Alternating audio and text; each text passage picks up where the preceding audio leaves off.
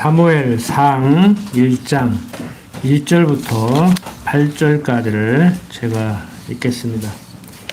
에브라임 산지 라마다임 도빔에 에브라임 사람 엘가나라 하는 자가 있으니 그는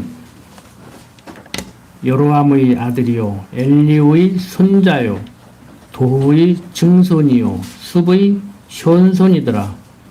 그에게 두 아내가 있으니 하나의 이름은 한나요 하나의 이름은 분한니라. 분한나는 자식이 있고 한나는 무자하더라. 이 사람이 매년에 자기 성읍에서 나와서 실로에 올라가서 만군의 여호와께 경배하며 제사를 드렸는데 엘리의 두 아들 훔니와 비느하스가 여호와의 제사장으로 거기 있었더라. 엘가나가 제사를 드리는 날에는 제물의 분깃을 그 안에 분인나와 그 모든 자녀에게 주고 한나에게는 갑절을 주니 이는 그를 사랑함이라. 그러나 여호와께서 그로 성태치 못하게 하시니 여호와께서 그로 성태치 못하게 하심으로 그 대적 분인나가 그를 심히 격동하여 번민케 하더라.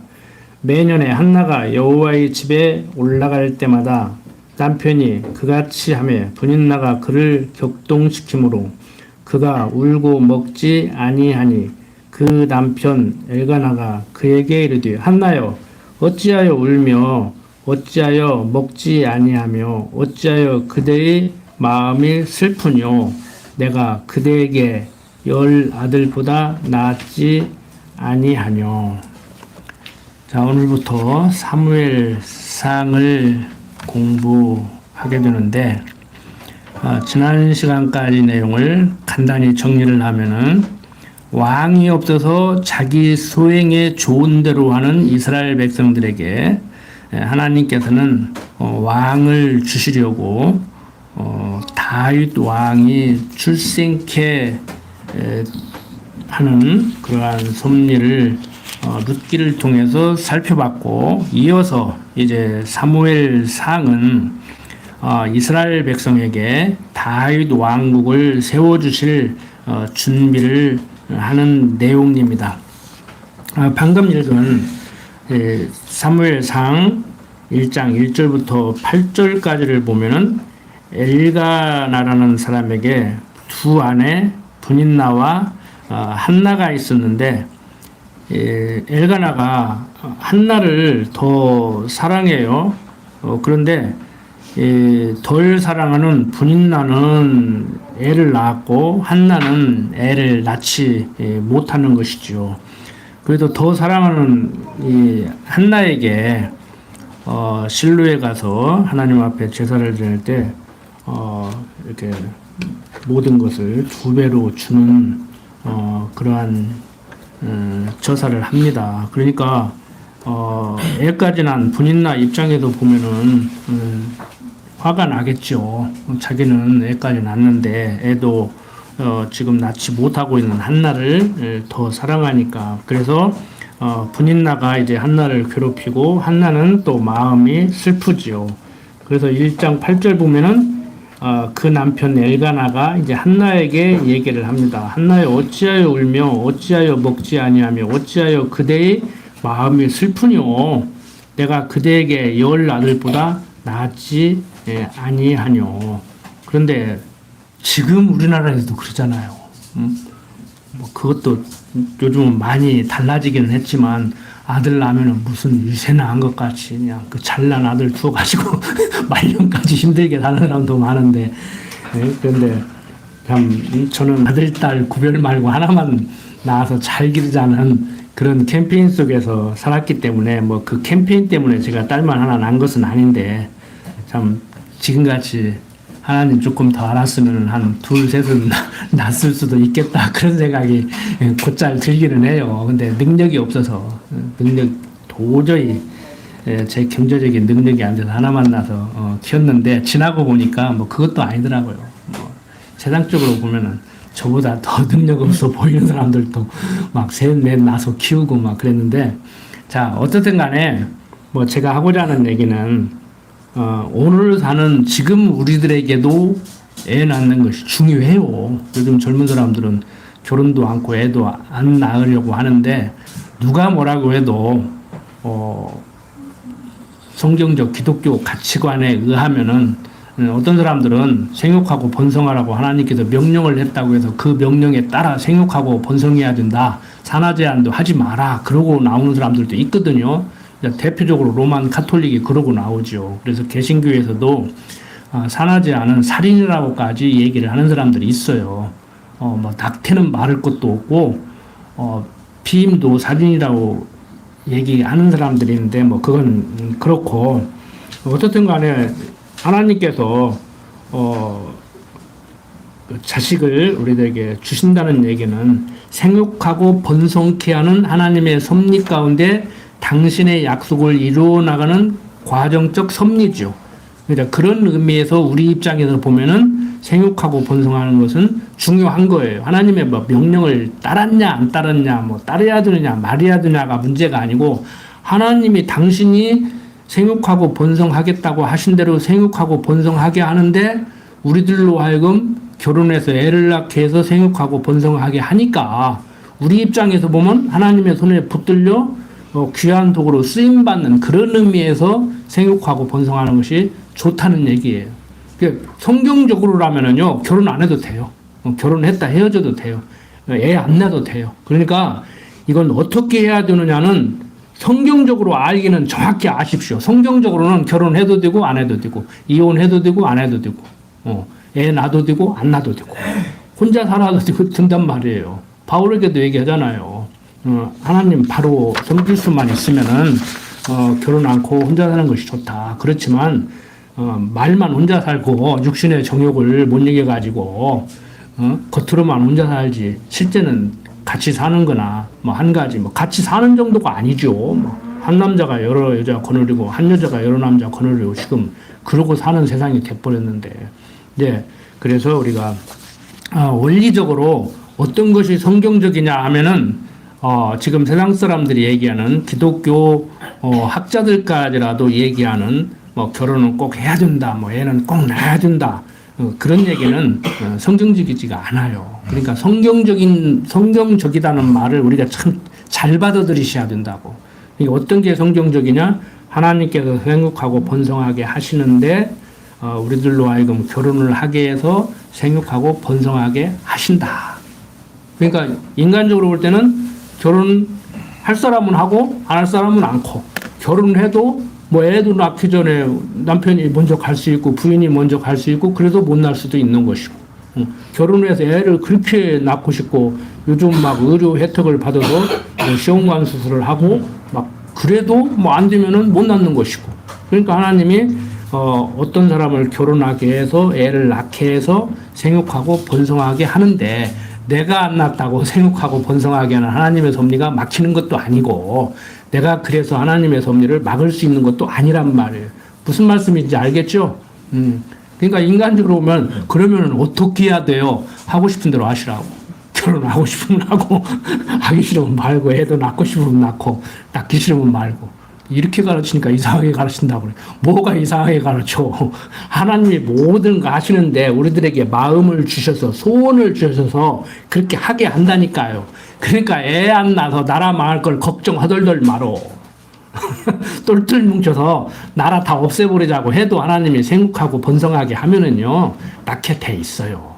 마음을 하나님이 주장하는데 어떤 사람들은 박정희 대통령 때 둘도 많다.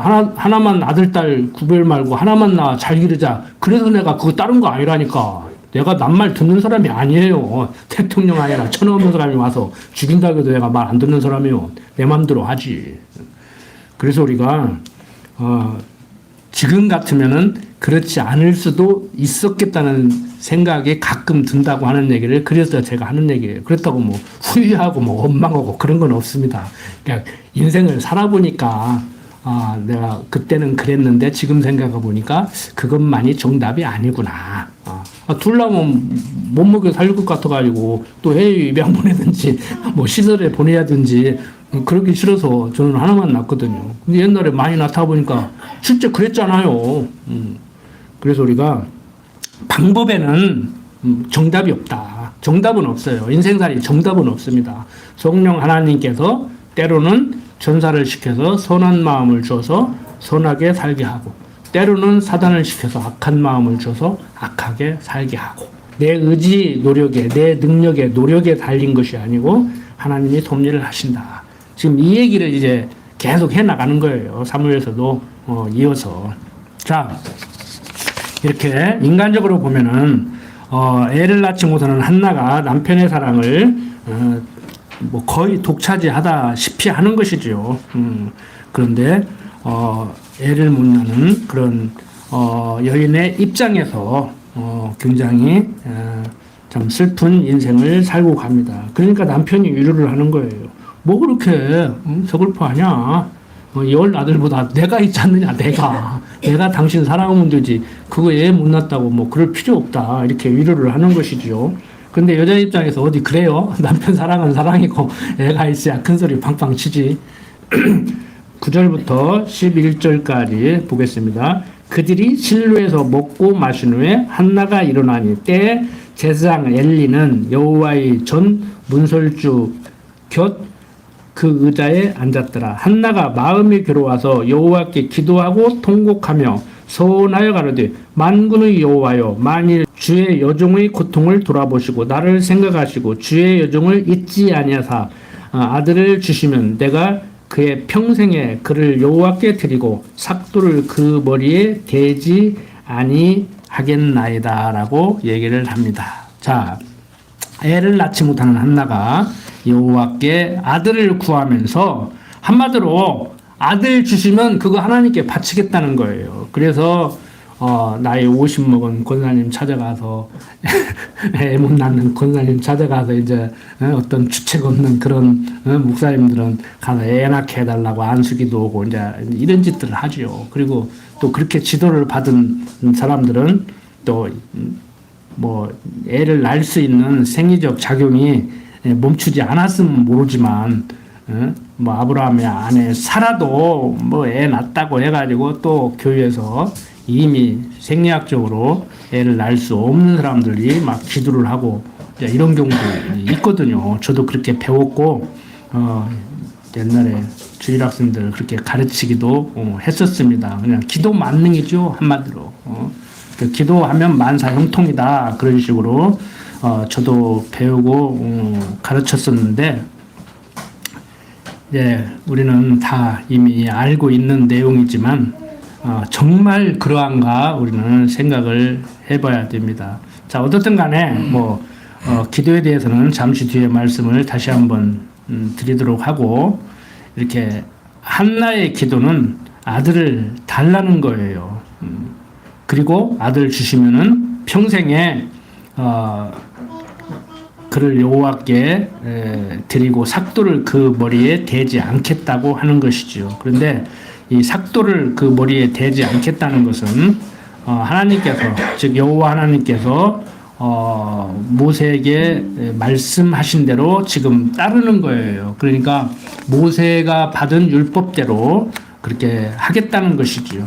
그래서 이 나시린의 소원이라고 앞에서 배웠잖아요. 그래서 이 나시린의 소원을 할 때는 이렇게 삭도를 대지 않는 그런 관습이 있었습니다. 민수기 6장에 보면 나와요. 그래서 몸을 구별하여 하나님께 드린다. 그러니까 한나가 낳는 이 어린이는, 이 아기는 이제 하나님 것이다.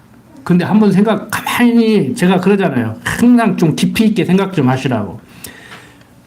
한나가 기도해서 준 어린이는 하나님께 바친다. 그러면 걔는 하나님 것이다. 그런 의미에서 한나가 삭도를 대지 않겠다고 했다. 자, 그러면은 걔는 한나고, 아니 걔는 하나님 것이고 그 위에 것은 하나님 것 아니에요? 아들을 둘, 셋 낳는데 하나는 그렇게 소원을 해가지고 삭도를 대지 않고 하나님께 바쳤으면은 그건 하나님 것이고 나머지 두 아들은 하나님 거 아니냐고. 우리는 하나님 거 아니냐고. 하나님 거 아닌 게 어디가 있어요. 지금 이것은 자기 어떤 그 마음의 그 표현이란 말이에요. 그런데 이런 걸 가지고 애를 낳는데 우리 아들은 하나님께 바쳤다. 나는 소원기도했다. 그러니까 얘는 목사가 되어야 된다. 그래서 목사하게 주셨는데 막 걔 보고 목사하라 그러고 막 그런 사람 있어요. 걔는 은사가 의사고 은사가 뭐 가수고 은사가 운동선수인데 너는 내가 어렸을 때 기도를 해서 얻은 애라. 너는 목사가 되어야 된다고 막 그런 식으로. 목사가 뭐 선지자도 아니고 대언자도 아니고 기름 부음 받은 종도 아니고 아이 하나님께 바쳤으면 다 여러분들도 목사 돼야 되지. 하나님께 바치지 않은 존재가 어디가 있어요. 우리는 어떤 존재예요? 정체성 확실하게 하자고 했잖아요. 뭐 대다 켰냐, 뭐 입양을 했냐, 뭐 양자냐 그런 문제가 아니고 우리는 하나님께로부터 와서 하나님께로 말미암고 하나님께로 가는 내 본향은 고향은 영원한 나라 하나님 나라 천국에 있단 말. 거기서 와서 그리 가는 거예요. 뭐 지옥에서 왔다가 예수 믿고 천국 가는 게 아니라고 그냥.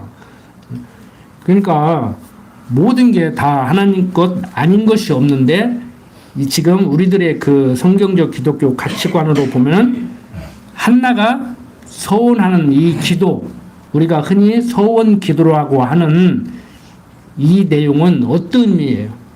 지금 뭘 얘기하고 있는 거예요? 나 하나님 자녀입니다. 하나님이 모든 것을 하시는 줄 내가 인정합니다. 그래서 만군의 하나님이요, 만군의 여호와요 그렇게 얘기를 하잖아요. 창세기부터 지금까지 공부를 쭉 해왔는데 이 성경에 나오는 인물들이 여호와 하나님, 주여 이런 얘기를 했어도 만군의 여호와여라는 말은 한나가 처음으로 하는 거예요. 그러니까 무슨 소리예요? 만군, 큰 무리의 군대.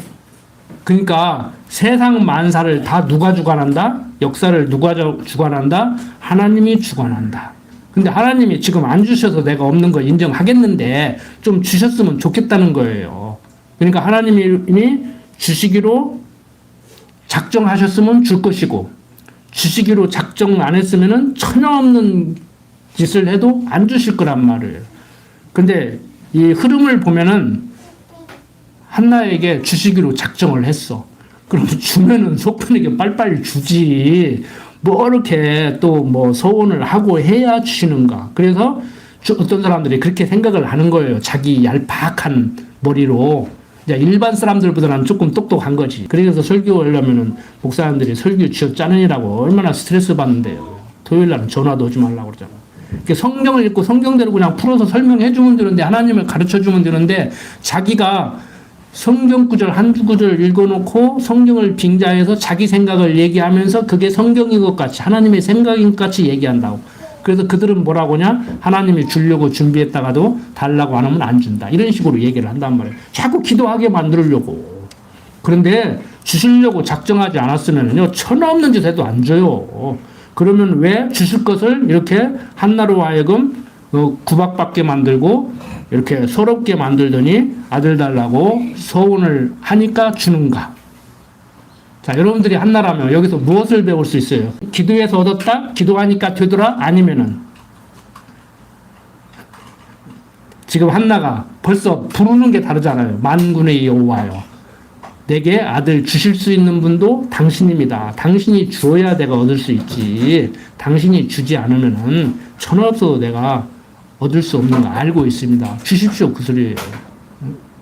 그러니까 주려고 안 했는데 기도하니까 준 것도 아니고 주려고 준비했는데 달라고 안 하니까 안 주는 것도 아니란 말이에요. 이제 이해가 되세요? 이제 그렇게 얘기하는 사람들한테 당신은 말이 된다고 얘기하는데 그게 말이 되냐? 당신 하나님은 주권자라면서 왜 하나님은 전능자 하나님만 얘기하냐? 그리고 당신은 작정하고 예정하신 가운데 하나님이 섭리를 한다면서 그러면 작정 예정은 어디 가고 기도만 얘기하고 섭리만 얘기하느냐? 이 얘기를 해야 된단 말이에요. 그러니까 전통 보수 신학에서도 신학교에도 공부를 할 때 목사님들이 공부를 어떻게 하고 나오느냐 하면은 이제 작정을 안 배우는 사람도 있어요. 작정은 또 배우는데 예정을 안 배우는 사람들이 있어. 그런데 전통 보수 신학교에서는요, 작정, 예정, 섭리 다 배워요. 그런데 하나님의 주권성만 강조하면은 이제 하이퍼 칼빈주의라고 그래. 인간의 자유의지와 이렇게 좀 조화를 이루게 설명해야 된다고 그래요. 그러니까 하나님의 주권도 강조하고 인간의 자유의지도 강조해야 된다고 그래. 내가 그러죠. 하나님의 주권이면 인간의 자유의지는 없어야 되는 것이고 인간의 자유의지가 있으면 하나님의 주권은 약화되는 거 아니냐. 어떻게 하나님의 주권과 인간의 자유의지를 양립할 수 있느냐. 너 참 재주 좋다. 차라리 물과 기름을 섞을 수 있다고 얘기를 해라. 그게 훨씬 쉽다. 오는 태풍을 막을 수 있다고 얘기해라. 손바닥으로 막을 수 있다고 얘기해라. 그게 훨씬 쉽다. 내가 그렇게 얘기를 하는 거예요. 여러분들은 알아들으셨어요? 이해됩니까? 근데 박사들하고 이해하면 그 박사들이 이해를 못한다니까. 나보고 말이 안 된다고 얘기한다니까요. 말이 안 되는 소리를 한다고 한다니까. 내가 볼 때는 자기가 말이 안 되는 소리를 하는데. 자, 한나는 지금 하나님께서는 한나로 하여금 하나님의 주권성과 전능성을 같이 포괄적으로 인정하게 만드는 거예요, 지금. 뭐, 주려고 준비했다가도 뭐, 달라고 안 하면 안 준다. 뭐, 안 주려고 했다가도 뭐, 뗐으면 준다. 이런 차원이 아니라고, 유치하게. 그러니까 우리는 성경을 통해서 항상 무엇을 배워요? 아, 인생 경험만 좀 풍부하고, 인생, 좀, 그 고난의 길을 걸으신 분, 어르신들은 내 마음대로 안 된다는 거 알잖아요. 성경 몰라도, 하나님이 여호와신 거 몰라도, 여호와신 하나님의 역사를 주관한다는 거, 내 인생을 주관한다는 거 몰라도 경험적으로 안다고. 내 마음대로 드는 건 하나도 없더라. 그런데 하나님을 안다고 하면서 막 하나님을 내 종부리듯이 막 나는 이렇게 살고 싶으니까 당신이 좀 그렇게 좀 만들어줘야 되겠다고 막 와서, 응? 나 금덩이 필요하면 나한테 금덩이 주고 내 아들, 응? 뭐 S대 의대 보내고 싶은데 그 S대 의대 가게 좀 해달라고 그러고 막 그런 식으로 얘기를 한단 말이에요. 응? 나 오늘 시험 보는데 90점 맞고 싶으니까 90점 맞게 좀 해달라고 그러고 막. 응? 저도 중고등학교 다닐 때 공부 안 하고 시험 공부 안 하고 기도만 하고 그랬잖아요. 그렇게 하면 된다고 해서 목사님 말을 믿어야지 어떻게 안 믿어? 하나님 같은 목사님인데. 자, 이렇게 성태치 못한 한나가 여호와께 아들을 구하면서 이렇게 소원을 했습니다. 자, 12절부터 계속 봅니다. 12절부터 18절 보면 그가 여호와 앞에 오래 기도하는 동안에 엘리가 그의 입을 주목한즉 한나가 속으로 말하며 입술만 동하고 음성은 들리지 아니하므로 엘리는 그가 취한 줄로 생각한지라. 엘리가 그에게 이르되 내가 언제까지 취하여 있겠느냐 포도주를 끊으라.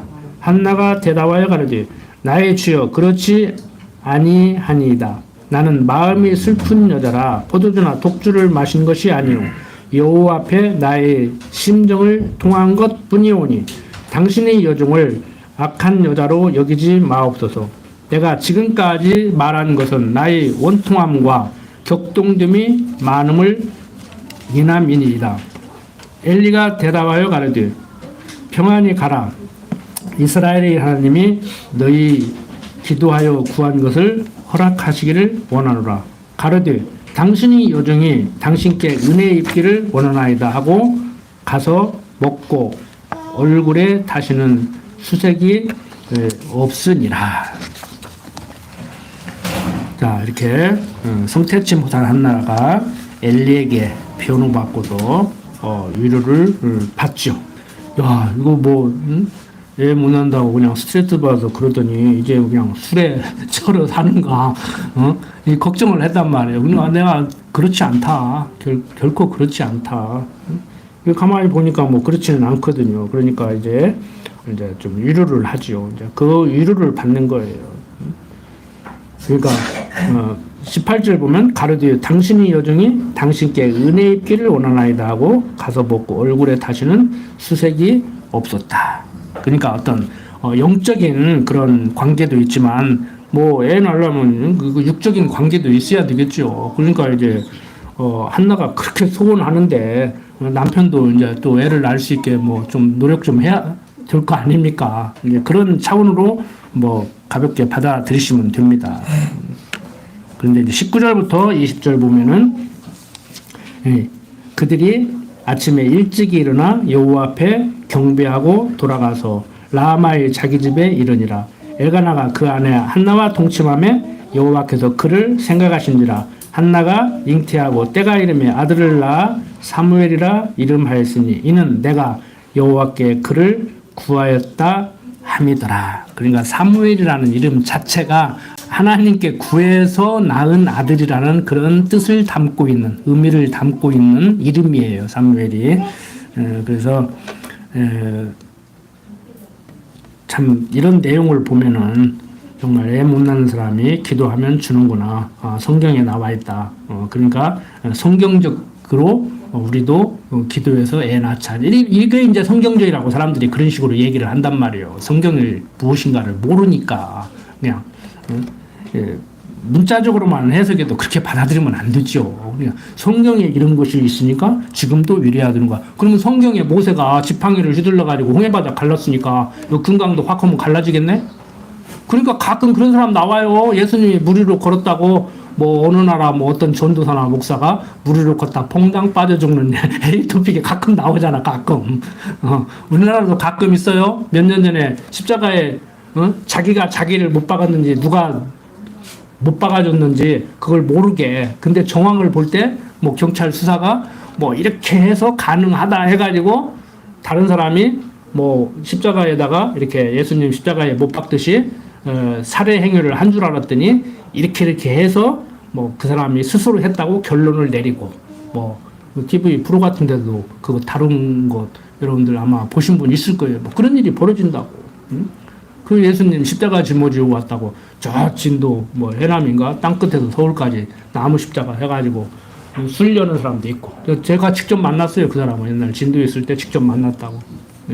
가다가 이렇게 신문에 났는데 며칠 있다 보니까 그 길 지나가더라고. 차 타고 가다가 내려가지고 그 사람이냐 그랬더니 그러다고 하더라고. 큰 나무 십자가 들고. 그러니까 불교인들 뭐 그거 뭐 하는 거 있잖아요. 저 티베트 불교 이런 사람들 이렇게 하고 가다가 막 입고 수레에다가 먹을 거 끌고 따라가고 절하고 그거랑 똑같아. 불교인들은 뭐 세 발 뛰고 3번 절하고 세 발 뛰고 1번 절하고 뭐 하듯이 기독교도 예수님 십자가 이렇게 끌고 또 돌아다니고 있고. 근데 십자가 보니까 무거운가 좀 가볍게 가려고 하는가 이렇게 발통을 달아더라고. 뒤에다가 발통을 달아가지고 끌고 가더라고. 그래서 내가 웃으면서 그 발통 띄우고 하시오. 예수님은 발통 안 달고 와서 내가 웃으면서 농담하고 그랬는데 남들이 보면 진짜 내가 에이토픽감이지. 순리의 길을 가는 사람을 초롱했으니까. 참 별의별 사람들이 다 있어요. 웃자고 하는 얘기 같지만 이게 그 사람들은 심각하거든요. 근데 제가 볼 때는 더 심각해. 그러고 있는 사람이 참 심각해요. 이 성경은 수고하고 무거운 짐진 자들아 다 내게로 오라 내가 너희를 쉬게 하리라고 그러는데 히브리서 기자는 여호수아에게 안식을 주신 것이 그게 안식이라면 또 다른 안식을 왜 했겠느냐. 그리스도 안에서 참 평강을 누리고 살으라는데 왜 스스로 막 고난을 당하려고 하냐고요. 이제 지나간 얘기지만 부활절 되면은 막 그 전주를 고난주간 해가지고 막 한 끼씩 금식하고 막 굶으려면 계속 굶든지 한 끼 굶은 게 어딘데 그러고 한 끼라도 굶어봤어 그러고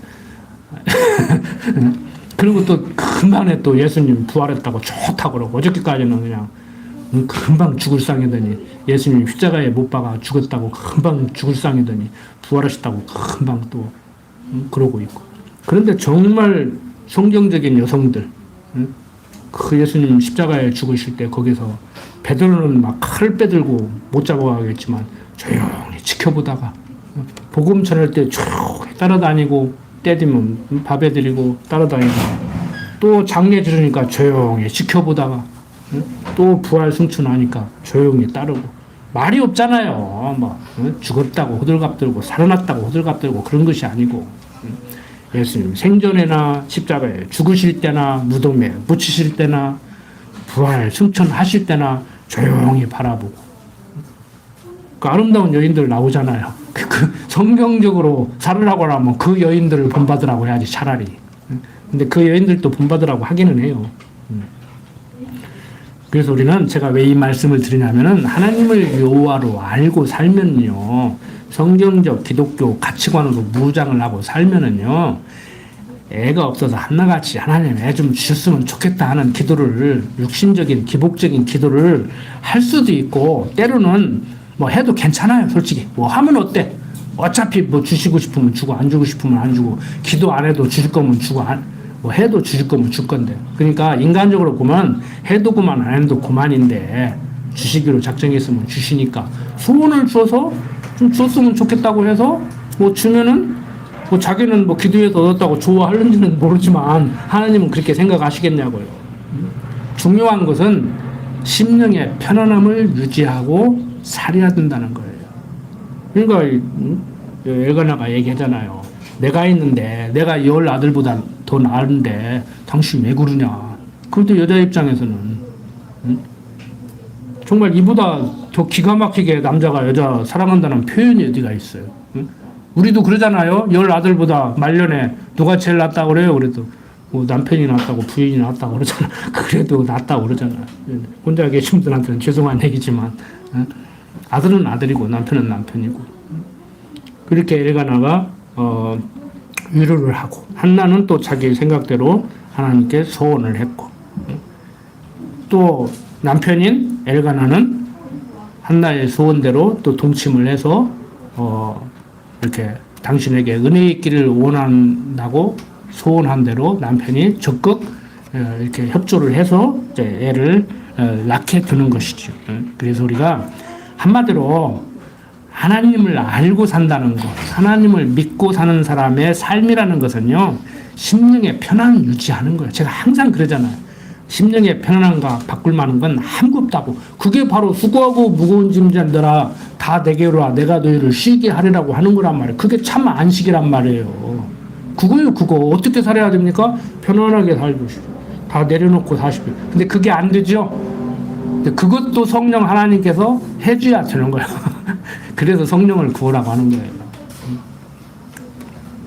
그래서 우리가 다시 정리를 하지만 기도는 만능이 아닙니다. 만사 형통이 아닙니다. 그냥 방법으로 뭐 통성기도, 금식기도, 철야기도, 뭐 릴레이기도, 별 기도를 다 하는데 그거 부질없는 지식이에요. 어떤 사람들은 구체적으로 기도해야 된다고 그래요. 뭐 신랑감 구하는데 저도 그렇게 배웠어요. 키는 얼마, 학벌은 뭐, 인문 어떻게, 아이 초상화를 그려놓고 기도를 해. 이런 사람 달라고. 구체적으로 기도해야 된다고. 그 어떤 신실한 또 주일학교 선생님은 애들 다 소원 적어가지고. 그 송부영신 예배 때 그거 하잖아요. 저도 해봤어요. 성산교에서도 해봤어. 봉투에다가 딱 소원 넣으면은 뭐 어떤 집은 막 또 실로 다 묶어가다가 줄줄이 막 이 집은 7식구인데 다 했어. 그러고 막 기도원 가서 이제 기도하겠다고. 따라가 보니까 하지도 않더라고. 여러분들, 그렇게 기복적이고 무속적이고 인본주의적인 신앙생활이 아니라, 여러분들 마음 편하게 하는 것이 좋아요. 근데 잘 안 되죠? 육신이 연약해서 제가 항상 드리는 말씀입니다. 몸이 아파서 평강을 못 누려. 돈이 없어서 평강을 못 누려. 자식이 속썩이니까 못 누려. 부인이 마음에 안 들어서 평강을 못 누려. 남편이 마음에 안 들어서 평강을 못 누려. 오만 걱정 혼자 다 하고 가요. 그러니까 지금 우리나라 사람들이 정신병에 시달려가지고 지역마다 정신건강센터가 다 있고, 지금 나라에서 말을 못해서 그런지 지금 공익광고 슬슬 하잖아요. 국민 80% 이상이 정신과 치료받고 있어요. 지금. 그 중에 여러분들도 해당될 수 있어요. 가벼운 불면증부터 시작해가지고 어떤 애기 저 피곤해가지고 9시도 못해서 잤는데 11시에 눈이 팍 떨어보네. 모기 때문에. 모기가 깨워가지고 5시까지 잠 못 자가지고 지금 피곤해. 그래도 말은 잘하네, 이번 살아가지고. 불면증 큰 병이에요. 수면제 하나를 먹다가 30알 먹는 사람이 있어. 가벼운 불면증, 우울증부터 시작해가지고 강박관념, obsession, 강박관념. 질병에 시달리고 있다고 지금. 여러분들 허리 아파서 다리 아파서 뭐 그건 아무것도 아니에요. 심각하다고 지금 심각해. 왜? 하나님을 모르고 자기 소행에 좋은 대로 살려고 하는데 내 소행에 좋은 대로 되냐고. 안 되니까 열받지. 나부터도 안 돼요. 저도 열받을 때는 내가 그렇게 했으면 좋겠는데, 됐으면 좋겠는데, 안 되니까 열받는 거예요. 솔직한 얘기로. 내가 그래서 그러잖아요. 믿음 좋아서 내가 그런 소리 하는 게 아니고, 나도 수시로 그런다. 하나님이 잠깐만 다 놔버리면은 함정에 빠진다. 계속 붙들고 계셔야 된다. 그래서 우리가 배우잖아요. 하나님은 졸지도 않고 주무시지도 않고 내 일거수일투족을 항상 지켜보시는 하나님. 근데 이론적으로는 인정하시지만 인정합니까 정말? 우리는 인정할 수가 있어요. 잘못해도 보호하시는 하나님이니까 좀 잘못해도 하나님 죄송합니다. 오늘도 잘못해서 용서해 주세요. 그런데 율법적인 신앙생활, 도덕적인 신앙생활을 아는 사람들은 하나님의 모든 걸 지켜보신 다음에 자동차 헤드라이트 같이 내 뒷꼭지 지금 따라다닌 다음에 어떻게 나쁜 짓을 어떻게 못하지? 그거 안 믿으니까 나쁜 짓 하지? 나는 믿으니까 나쁜 짓을 하는 것이 아니고 항상 부족한 저임을 알고 그런 저를 예뻐하시는 하나님을 알기 때문에 그 사랑에 힘입어서 사는 거예요. 지금 나쁜 짓을 해도 된다, 하지 말아라. 응? 뭐 그런 얘기가 아니고 나쁜 짓을 누가 하라 마라 한다고 해서 하고 하면 된다고 해서 하고 안 된다고 해서 안 씁니까? 하나님이 딱 붙들고 있다가 잠깐 생각 잡아 돌려버리면은 응? 다윗을 우리아의 아내를 범하게 만들시지 그렇게 된단 말이에요. 저는 그래서 그걸 인정하는 거예요. 다른 거 다 그만두고 응? 목사라는 사람이 뭐 어쩌고 저쩌고 뭐 목사니까 뭐 어쩌고 저쩌고 해야 되는데 그게 아니고 나는 부족한 나를 깨닫고 하나님이 나를 잠시 잠깐이라도 붙들어 주시지 않으면은 나는 형편없는 사람이 된다. 주여 나를 붙들어 주시옵소서, 놓지 마시옵소서, 내 인생길 예비해 놓은 대로 그대로 붙들고 인도해 주시옵소서. 이게 올바른 성경적 신앙 아닙니까? 자기는 목사 되고 나서 한 번도 뭐 범죄를 안 했다느니 뭐 죄를 안 졌다느니 막 그러는데 무서워요. 그런 사람들하고 얘기하면 무서워, 두려워. 자, 어떻든 간에 한나가 남편인 엘가나와 동침하여 아들 사무엘을 낳았습니다. 그래서 인본주의자들은 주시기는 하나님이 뭘 줘? 너희들 기독교인들은 한나가 기도해서 줬다고 그러는데 내가 볼 때는 남편하고 통침해서 낳았잖아. 예수가 무슨 성령으로 잉태해? 에? 혼전 관계에서 난 거야. 남편하고 앉았다고 다른 남자하고 잤겠지. 그렇게 나오는 것이 인본주의예요. 기독교를 공격하는 사람들이에요.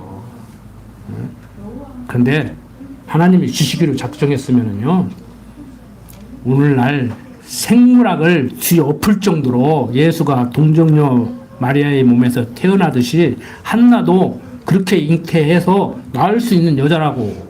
그게 하나님의 주권성과 전능성을 인정하는 것이죠. 제가 하나님을 제대로 성경적으로 말하는 것 같아요? 아니면은 기도했기 때문에 낳았다고 하는 사람이 성경적이에요? 아니면은 무슨 기도는 기도요? 남편하고 동침했으니까 낳자는 사람이 성경적이에요?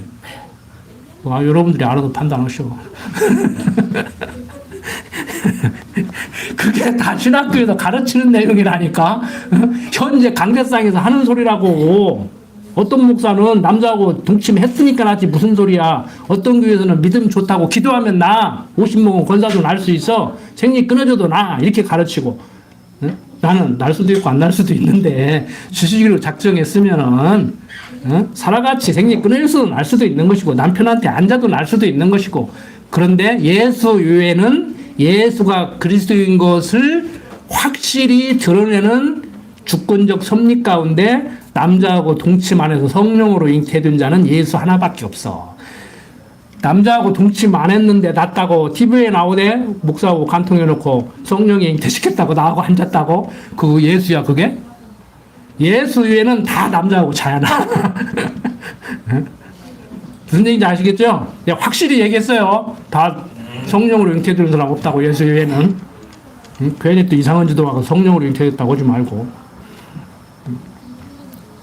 자, 21절부터 28절 보면은 이제 한나가 사무엘을 젖대기를 기다려서 이제 여호와께 드리죠. 이제 소원을 했으니까 21절 그 사람 엘가나와 그 온 집이 여호와께 매년제와 그 서원제를 드리러 올라갈 때 오직 한나는 올라가지 아니하고 그 남편에게 이르되 아이를 젖대거든 내가 그를 데리고 가서 여호와 앞에 별개하고 거기 영영이 있게 하리이다. 그 남편 엘가나가 그에게 이르되 그대의 소견에 선한 대로 하여 그를 젖대기까지 기다리라. 오직 여호와께서 그 말씀대로 이루시기를 원하노라. 이에 그 여자가 그 아들을 양육하며 그 젖대기까지 기다리다가 젖을 뗀 후에 그를 데리고 올라갈새 숫소 셋과 가루 한 에바와 포도주 한 가죽 부대를 가지고 실로 여호와의 집에 나아가는데 아이가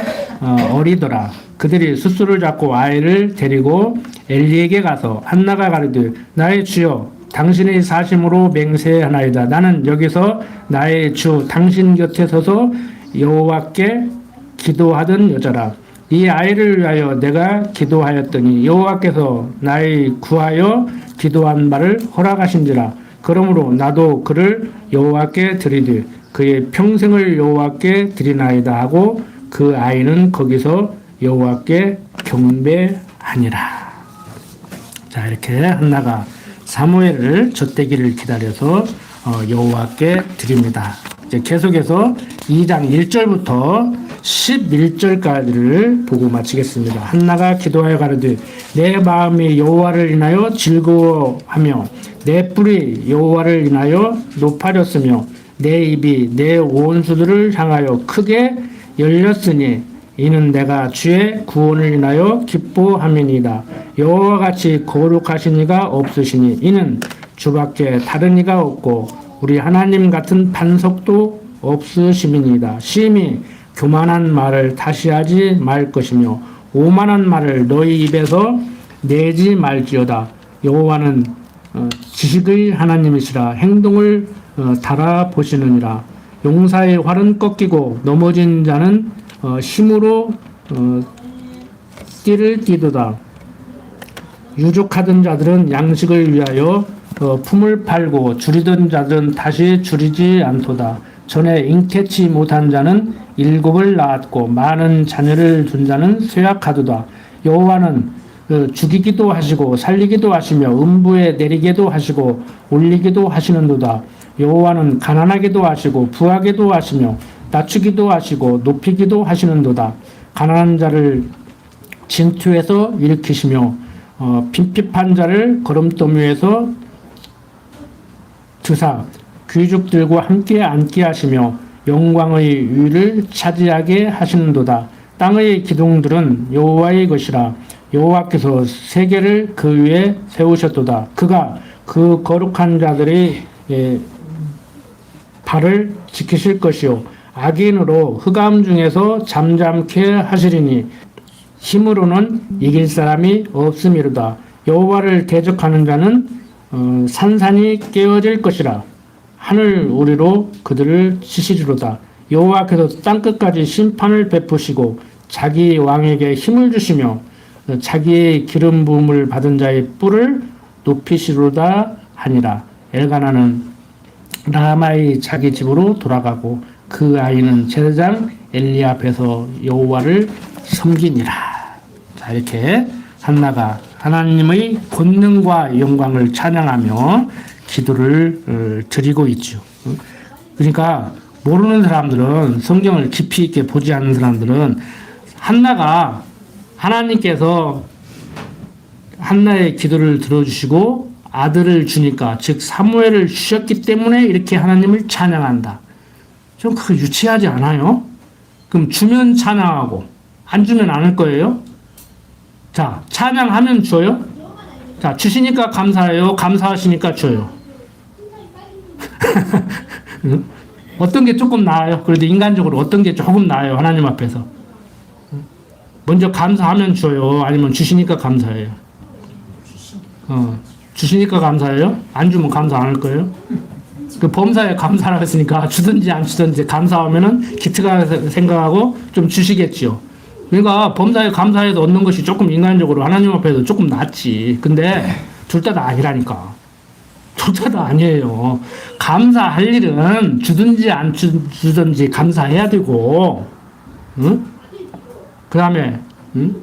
주시면은 감사하고 안 주시면 감사 못하는 그런 신앙이 아니란 말이야. 아니 범사에 감사해야 되는데 주시면 감사하고 안 주시면 감사 못할 거냐고. 응? 그리고 감사하면 주시고 감사 안 하면 안 주시냐고. 한나가 지금 그 얘기하는 거예요. 한나의 찬양을 잘 읽어보시라니까. 그냥 앞뒤 딱 잘라버리고 한나가 애기 주니까 감사하고 있구나 이렇게 찬양하고 있구나 이렇게 생각하지 마시고 한나의 찬양이 뭐예요? 안 줬어도 이 찬양 나올 거야. 한나가. 안 줬어도 이 찬양 나올 거야. 그런데 하나님이 찬양하게 하시려고 이렇게 섭리를 하시지요. 그러니까 여러분들로 하여금 찬양하게 하시려고 어려움도 주시고 형통함도 주시고 때로는 건강함도 주시고 아픔도 주시고 돈도 줬다가 뺐고 명예도 올렸다가 낮추고 응? 여러분들 다치고 감사하다는 사람 봤어요? 다치고도 감사한다니까. 응?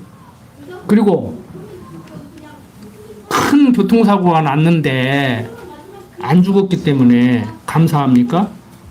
그러면 교통사고도 안 났으면 더 감사해야 될 거 아니에요. 그러니까 우스갯소리로 여러분들도 설교 시간에 뭐 다른 목사님들을 통해서 들으셨을 거예요. 뭐 박 목사님 하셨는지 모르지만 아들하고 아버지하고 목사인데 아들이 아버지 오늘 참 하나님의 은혜 가운데 어떤 차가 와서 막 받았는데 내가 하나도 안 다치고 살고 주일 예배 잘 드리고 왔습니다. 그러니까 아버지 목사가 그랬대요. 그랬느냐? 나는 아무 사고도 안 나고 잘 갔다 왔느니라. 누가 더 감사할 일이에요? 얻어 터져야 얻어 터지고 죽을 뻔했는데 살려놓으면 그때나 조금 감사하지. 범사에 감사해요? 아침에 눈 뜨셨음을 감사합니까? 지금 이 자리에 앉아 계심을 감사합니까? 못 오신 분한테는 죄송하지만 오고 싶어도 아파서 못 오신 분도 있어요. 병원에 계신 분도 있고. 그러니까 범사에 감사한다는 말이 무슨 말인지를 좀 깊이 있게 받아들이시라고. 그 범사에 왜 감사를 못 하는가를 항상 생각하시라고. 그걸 하게 만드는 지금 하나님의 섭리를 한나는 직접 겪고 있고 이렇게 찬양을 하게 하는 거예요. 그러니까 찬양케 하시려고 우리를 7, 80년 하나님을 가르쳐서 알고 찬양케 하시려고 우리를 7, 80년 살게 하는데 우리는 관심이 어디가 있어요. 한번 이왕 온 세상 한번 사는 것 같이 먹게 뻐근하게 한번 살아보려고 그렇게 살다 보니까 스트레스 받는 거예요. 그냥 주어진 여건 하나님이 허락하신 대로 그냥 인생 즐기면서 편안히 사시라니까요. 태풍으로 쓸어가지고 비로 쓸어가지고 배춧값 한 포기에 3만 원 가면 그놈 사먹어야지 어쩔 것이오. 먹지 말든지.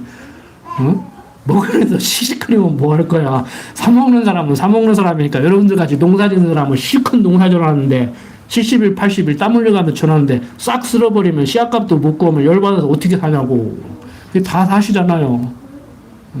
이왕 사시는 거 두통약 먹어가면서 사시지 말고 그냥 편안히 사시라고.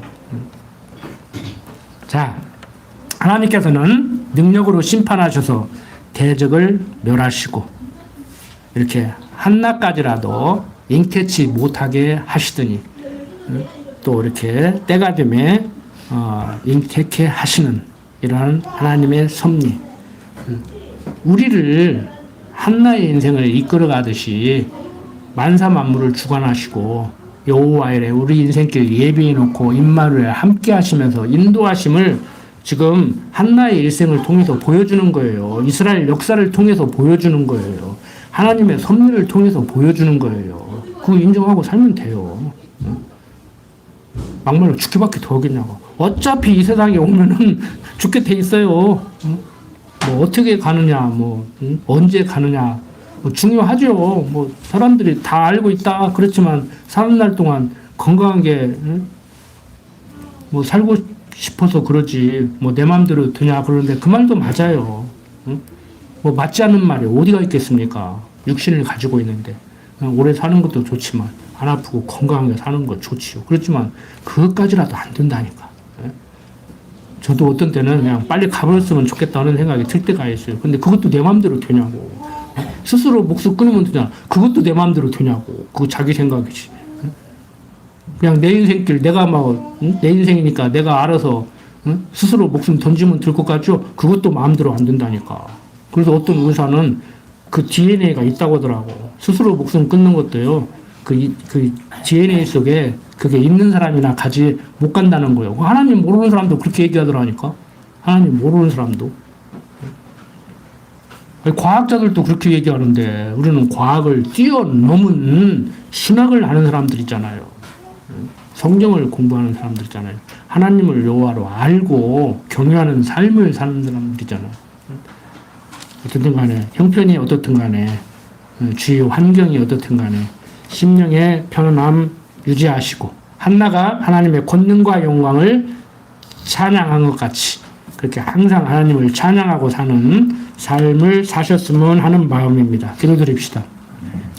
아버지 하나님, 한나가 하나님의 권능과 영광을 찬양한 것 같이 우리들도 범사에 감사하는 삶을 살 수 있도록 하나님 강한 팔로 붙들어 주시고 인도하여 주시옵소서.